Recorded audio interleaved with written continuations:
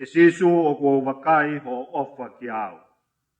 This is Moulton's own composition, set to Frederick Handel's tune, adapted by the American famous musician, Dr. Lowell Mason.